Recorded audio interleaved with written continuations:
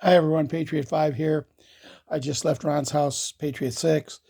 Do want to let everybody know Ron is doing okay. He's just been kind of quiet.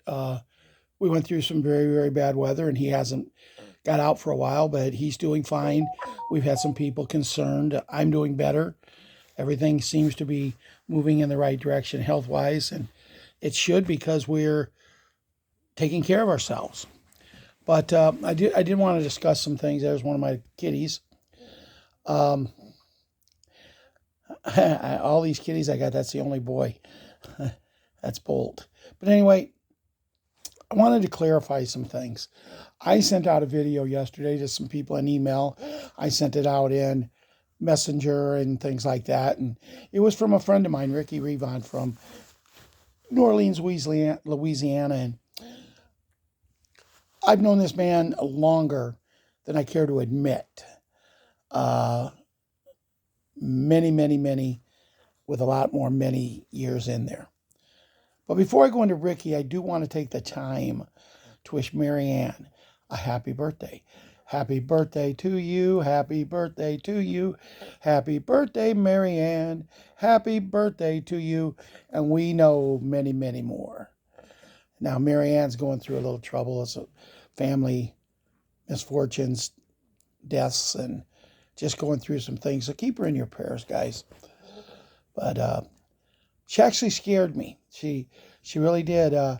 Marianne always, after a show, gets in touch with me and tells me good show. And a lot of times she'll get in touch with me every Tuesday, and after we hear Bruce, or Wednesday morning, and she's a true patriot, and we're all waiting to do what we need to do.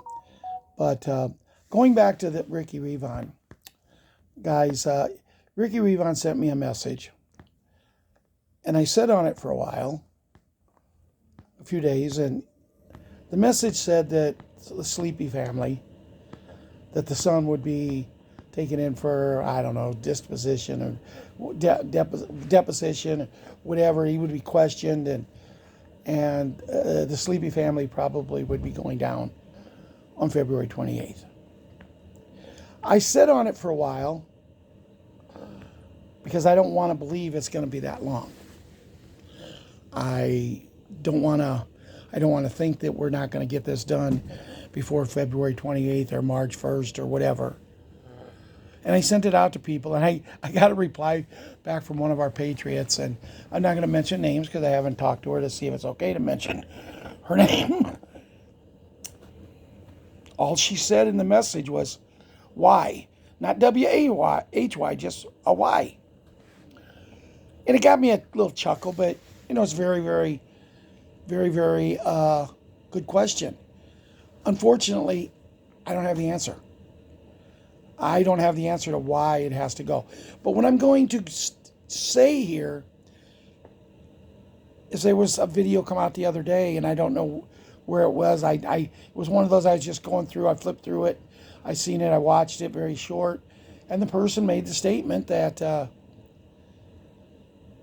Big N would be the first thing to come out. Because we all think the Sleepy has to be gone. But this person said, no, the Big N will be first. It might have been a lady that was doing it.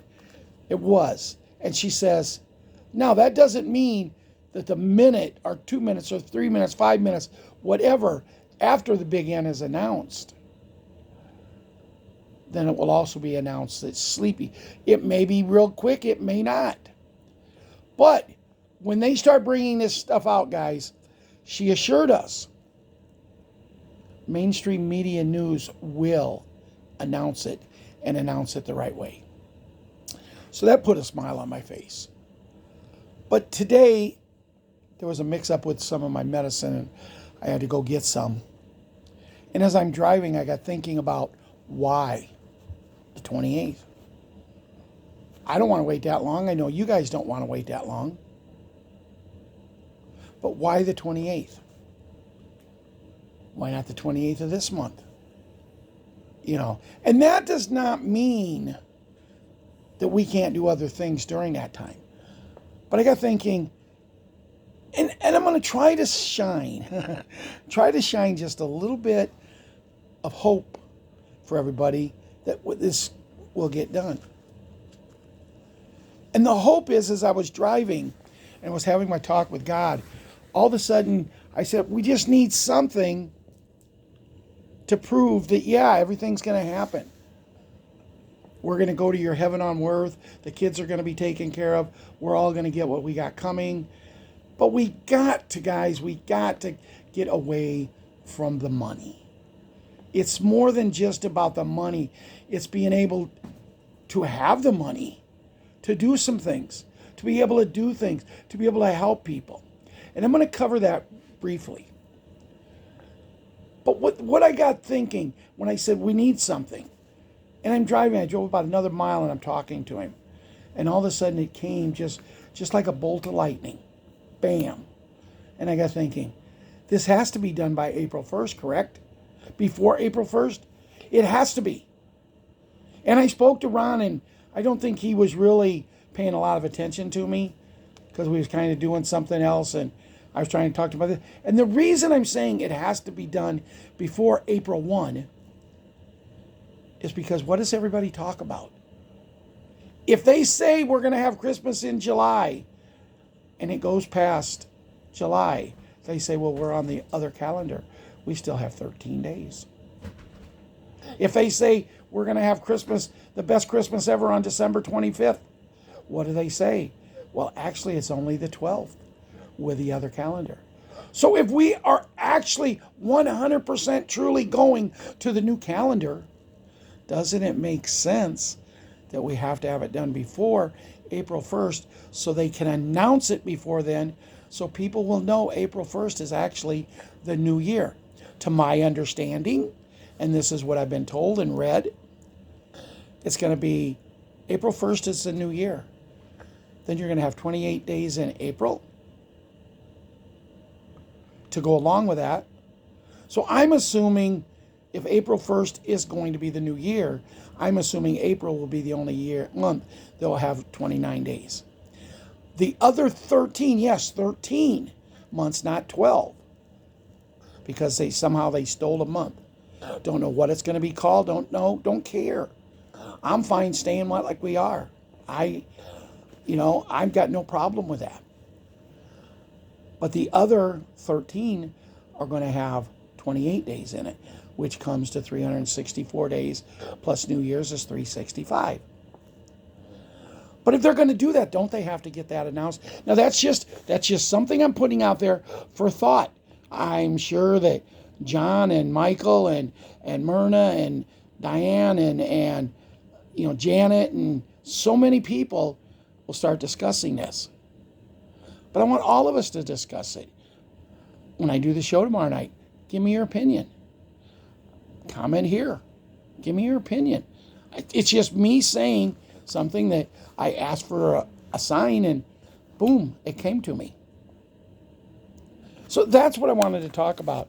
As far as February 28th, I have no clue why I sent it out, because like I said, the guy that did it sent it to me. I pretty much trust my life with him. He's a dear, dear friend. Now, Ron got his days mixed up, thought today was Wednesday, so he's working last night very hard to get a show ready for today. And after I left his house last night, right at 10, he sent me some stuff, and one of the things he sent me, Boulevard for SHIT8s and giggles. And they have Boulevard. 5 million. If you get 1 penny, if you get 0.001, 5 million equals 5,000. If you get 1 cent, it equals 50,000. And if you get a dime, it equals 500,000. Now that is just for 5 million. You can pick 5 million up for next to nothing. 10 million. it'd be the same thing. 10,000, 100,000, 1 million. 20 million, 20,000, 200,000, 2 million. 50 million, 50,000, 500,000, 5 million.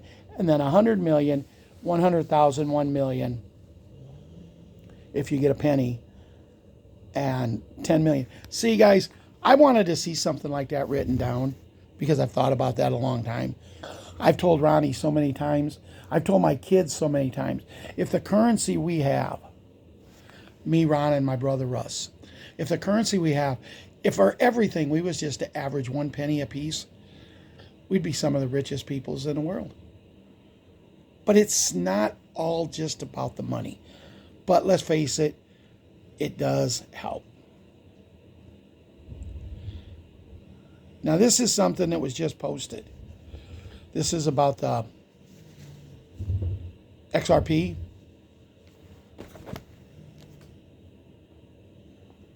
Sorry, my other cat just jumped on me. Let's see if I can pull this up about the XRP. They're saying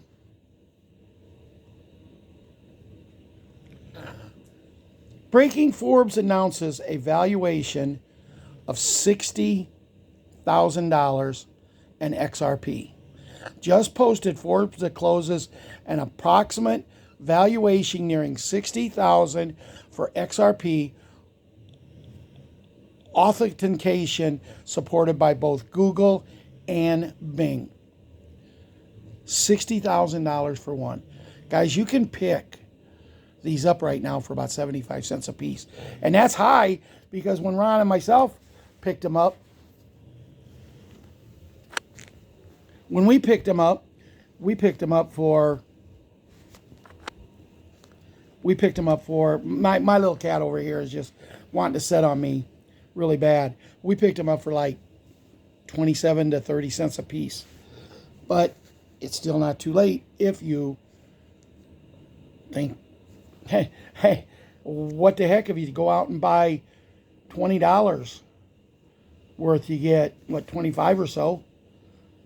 25 at 60,000 a piece? That's instant millionaire. So, I don't have Judy's reading for today. Ron didn't give me, but he did send me a video. And I'm not going to play the video, but I'm going to tell you there's a lot of people coming out right now about this bowl game that's going to be played. It's kind of super, sign of a super game. And we've talked for, a couple years now, how we believe it's rigged. And watching the